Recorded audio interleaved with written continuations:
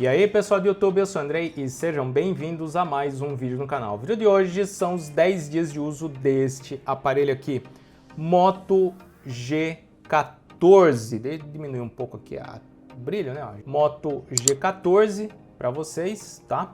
Então vamos lá, gente. 10 dias usando esse aparelho. Já logo de cara, o que eu tenho para falar para vocês, não é um aparelho rápido, tá? Então você tem que ter a paciência, né? Duração da bateria. Esse aparelho, ele teve uma duração em torno de 8 horas e meia.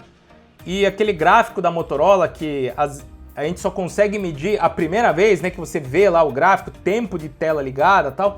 Aí depois quando você carrega, mesmo desligado, carrega, ele começa de novo o gráfico em cima com 100% e vai descendo, mas o tempo de tela ligada não zera, ele continua contando o tempo de tela ligada.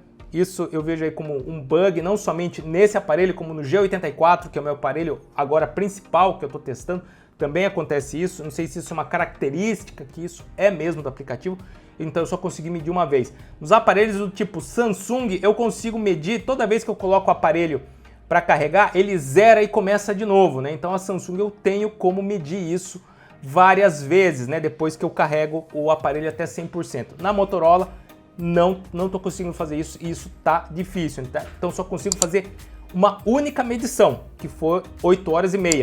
Uma segunda medição poderia ter dado mais, poderia ter dado menos? Sim ou não, aí fica na dúvida, né?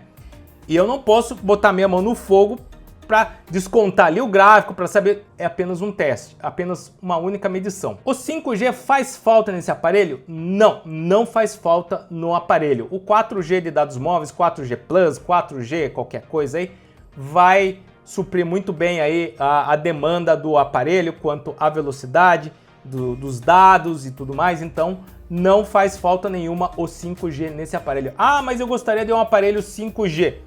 Então você cai no G54 ou no G84, tá? Então você vai ter que pagar um pouquinho mais para ter o seu 5G no seu aparelho. Ou você cai em outros aparelhos de outras marcas que tem aí o 5G. A Motorola ela colocou algumas modificações na interface gráfica. A Motorola colocou algumas coisas legais. Quando você está na tela ali de bloqueio, você liga o aparelho aqui, você liga a tela, né? Tipo assim, uma animação aqui do botão que ele vai abrindo a tela.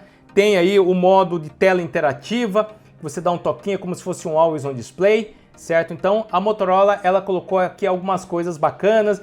Tem, por exemplo, uma interface, um pop-up, né? Tem um pop-up aqui na parte de baixo da tela, quando você abre, por exemplo, um fone de ouvido dela, que é o Buds 135, ele mostra agora o desenho do fone de ouvido. Isso não tinha visto em nenhum aparelho da Motorola ainda. É isso aqui que eu queria mostrar para vocês, ó. Essa interface aqui, ó, com o próprio fone de ouvido da Motorola, que é o Buds 135. Isso aqui só foi possível, pessoal, porque a Motorola nos apresentou o G54 e o G84, que eu fui lá na sede da Motorola. Eu já estava com o G14, que eu havia comprado e recebi o aparelho antes do evento, do briefing, né, do pré-briefing. E lá no pré-briefing tinha esse fone de ouvido que também foi anunciado junto com a edição especial do G84. E quando eu liguei o aparelho, eu tirei ele do bolso e liguei e desbloqueei a tela, apareceu isso. Eu falei, gente, isso aqui vocês também implementaram agora na família 4, final 4 no final 4 da família G, né? Isso aí também foi feito. Então temos agora aqui um pop-up inteligente mostrando, né, o fone de ouvido da Motorola para o aparelho da Motorola. Eu achei isso aqui muito bacana. O mesmo acontece com os fones de ouvido que eu tenho aqui, ó. Esse aqui é um Buds, que é da Samsung. Quando você abre, quando você tira ele aqui do bercinho e coloca ele no ouvido, e você tem um aparelho também da Samsung, ele faz também o mesmo processo que a Motorola. Então isso aqui eu achei muito bacana. São pequenas alterações na interface gráfica que ela trouxe aqui para o G14. Tela, pessoal. Tela, eu posso falar para vocês que tem um bom brilho. Quanto à luz do sol, não fiz o teste quanto à luz do sol, mas ele tem sim um bom brilho. Ela consegue manter bem aí as suas cores, mesmo com um ângulo bem assim, ó, bem grande assim, um ângulo de visão assim. Então você consegue ler as informações.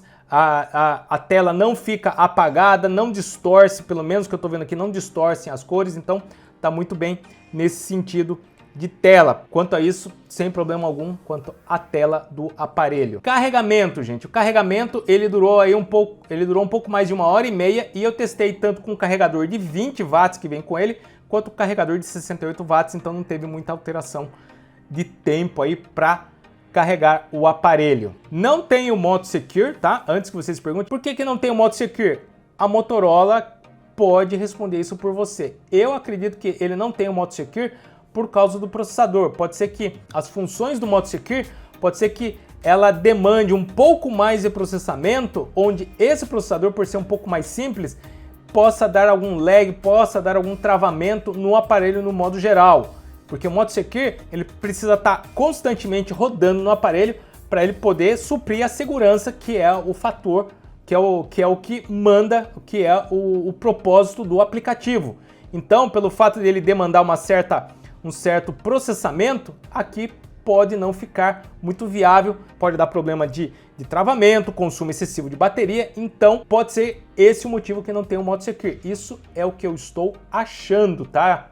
Não, a Motorola não me falou nada, é o que eu estou achando, estou pressupondo. E isso pode fazer uma diferença na segurança? Sim, pode fazer sim diferença na hora de segurança de por exemplo, o seu aparelho foi subtraído, se você não colocou nenhuma segurança aqui, se a pessoa pode desligar o seu aparelho, seu Wi-Fi 4G e não vai pedir senha alguma. Então isso pode sim fazer uma tremenda diferença na hora que o seu aparelho for subtraído ou se você perdeu o aparelho. Eu achei o sinal de recepção do Wi-Fi, né, um pouco fraco e também para conversas aí, para conversar com outra pessoa também, parece que a recepção não tá legal do aparelho, tá bem fraco, tá? Eu não sei se é desse aparelho ou de um modo geral, entendeu? Para tipo, não é ligação via WhatsApp, é ligação pro número do telefone mesmo, tá, gente? Eu ligando para um número de um outro aparelho, não é ligação via WhatsApp, via Telegram, não é aquela conversa via Wi-Fi ou 4G de dado direto ali, chamadas via Wi-Fi. Não, é direto de número para número. Então, eu vi que tem falhas constantes na hora de você conversar, não fica muito legal. E o Wi-Fi, se você se distanciar muito, ele já começa a cair o sinal de recepção. E no mesmo lugar que eu fico com outros aparelhos, isso não acontece, o sinal ele sempre fica em cima e com esse aparelho o sinal ele fica na metade, então eu vi que existe uma certa deficiência quanto ao Wi-Fi e o 4G desse aparelho. Não vem com NFC, capa e fones de ouvido, tá? Antes que vocês... Ah, mas será que ele vem com esses acessórios? Não, não vem com nada disso. Ele tem FM, 128 GB de armazenamento e também tem entrada para cartão de memória. Esse aparelho ele está no Android 13, irá até o 14 e irá receber 3 anos de atualização de segurança ao invés de 2 anos de atualização de segurança, tá? Então a Motorola ela implementa 1 ano a mais de segurança. Seria melhor se tivesse mais uma atualização de Android? Sim, 1 ano a mais de atualização de segurança, tá bom? Tá bom. Melhor do que nada. O preço vem aí com um preço que eu vejo que a Motorola mandou bem. O preço de lançamento com desconto chega a R$980, mas chegando aí a uns 700, entre 700 e 800 reais, fica muito bacana, muito interessante esse aparelho. Mas lembre-se, é um aparelho que você não pode exigir fluidez, velocidade. É um aparelho pro Pix, é um aparelho secundário de backup, certo? Ou é aquele tipo de aparelho, eu não vou sair com o meu top de linha na rua porque eu tenho medo que me roubem. Esse aparelho aqui pode ser um aparelho secundário, para que você não tenha medo de que aconteça algo do tipo, né? Tomara que não, né? Mas pode servir para esse propósito. E caso você, por exemplo, saia na rua e você perca o aparelho, o prejuízo pode ser menor em relação ao seu top de linha, por exemplo, que você tem, certo? Ou deixá-lo em casa só para o caso de Pix ou outras funções aí importantes, né? Então seria para esse fim, esse tipo de aparelho aqui, tá? Ou também, dependendo da sua necessidade, como o seu principal, então depende muito da sua usabilidade. Pessoal, espero que vocês tenham gostado aí do vídeo. Se gostou, seu joinha, não deixe de se inscrever no canal e tocar no sininho para receber as notificações. Obrigado, até mais. Falou, pessoal. Fui!